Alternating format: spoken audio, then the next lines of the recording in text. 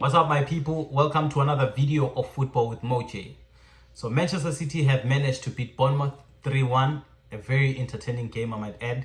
A game which obviously I'm disappointed from a Bournemouth perspective. They did not give Manchester City problems as I had hoped they would.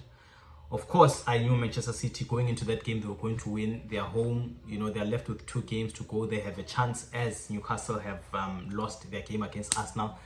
So that would mean now Manchester City has to, take the bull by the horn and take the chance that has fallen on their lap, and to even make things easier for them. They're at home, So they managed to win that one 3-1. And shout out to Mamouche. What a wonderful strike he has scored. Goal which, come to think of it, this season, when you think about all the best goals that were scored, I think Mamouche's goal is also up there. So it's in very good contention to win the Premier League's best goal of the season. And also, David Silva also scores a goal. It makes it 2-0.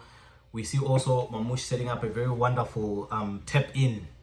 That it should be, for Kevin De Bruyne, so that obviously when he leaves, Manchester City, or when he was playing his last game at the Etihad, he would do so with a goal at least, and he misses it. He hits the crossbar, and obviously that hurts me, a football fan. That hurts all the City fans, football fans, and his family at large, and himself, of course. It would have been a better tribute had he been able to, score that one.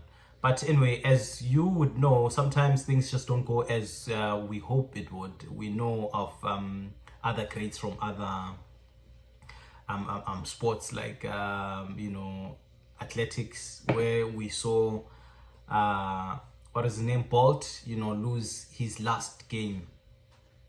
I think he was second, if I'm not mistaken. So sometimes these scripts, they don't come the way we expect them to, but nonetheless it does not tarnish a great legacy that Kevin De Bruyne has built for himself at Manchester City, along his colleagues, players that he played with. He played with the best players in the world, the David Silvas, and the Yaya Torres, the Vincent Kompany's, and I can fairly say that in his 10 years at Manchester City, it was definitely successful. I mean, we know that he has managed to win 6 Premier Leagues.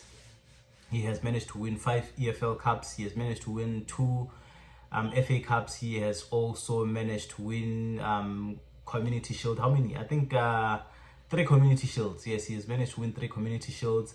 He has managed to win 1 UEFA Champions League, FIFA World Cup, Super Cup, FIFA Club World Cup, and all in all, he's managed to win 18 trophies for this club, of which, they've been fighting for the Champions League for the longest time. And we all know one of the reasons why they brought in Pep was to win the Champions League, because they've always won the league, even though they haven't won it enough, to actually boast as becoming the best English club. But what they were short of was the Champions League, and he has managed to bring that, and in so doing, obviously, he has managed to win 2 Premier Leagues Player of the Season. He's managed to win 2 PFA Player of the Season. He's managed to win 3 Premier League Playmaker of the Year, 3 UEFA Team of the Year nominations. So he's definitely been there. And there's no proper send-off we can give him than the fact that he has been a superb player. He has been a thorn, to opponents, to any team that he plays against. But any team that he plays for, which is Manchester City, he has been a blessing to them. He scores worldies, he creates, he assists. And it's amazing, in all the games that he has played for Manchester City, he has managed to create 843 chances, making him, of course, a creative player in the division, the best creative player in the division. He's managed to score 107 goals and managed 177 assists for the club. And I mean, when we talk of midfielders, man, he's definitely up there among them, among the Gerrards, among the Lampards, among the Scholes. He definitely deserves a seat in that room, among these guys. And from this point on, of course, anyone who believes Gerrard was the best, Scholes or Lampard or De Bruyne, it's just subjective at the end of the day. But for him to be there, it just shows how much of a great player he is. We also saw, the tribute the Premier League put out for him, when they spoke to all the Premier League players, to talk about De Bruyne, about what they thought of him, about his illustrious career for Manchester City, and everything they said, man. They said, everything there was to say. I don't think there's anything that we can, add or, subtract from what was said. It was just said that he is a good player, and, he made the Premier League better, and he made Manchester City better. The Champions League they've won and the leagues they've won speaks volumes on itself. It's, it stems on what we are saying about De Bruyne. He made Erling Haaland, a better striker, even though obviously he was still, but I'm sure at some point he made him a better striker.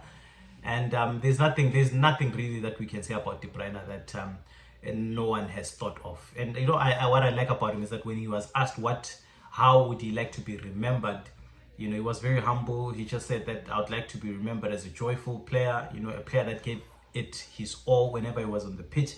And the truth is that you could see, every time he was playing, you could see that he was giving it his all. He would run.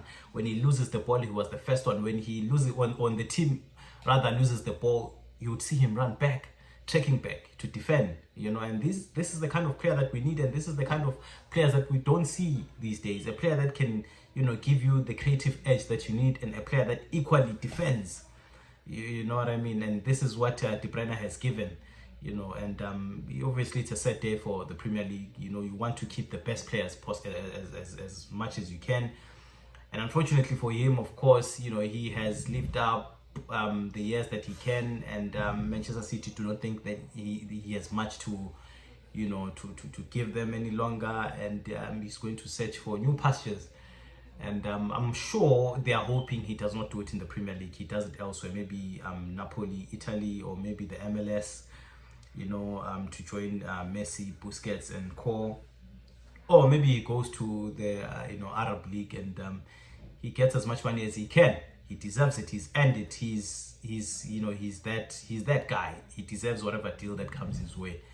So yeah, that's all I can say about him. And also on my end, as a fan for Liverpool, when I think about Kevin De Bruyne, man, I think about when Manchester City were coming to Anfield, or when we were going to the Etihad and Kevin De Bruyne was there, he gave me the shivers. I was always nervous, with the encounter against Manchester City with Kevin involved. And when I think back, about the type of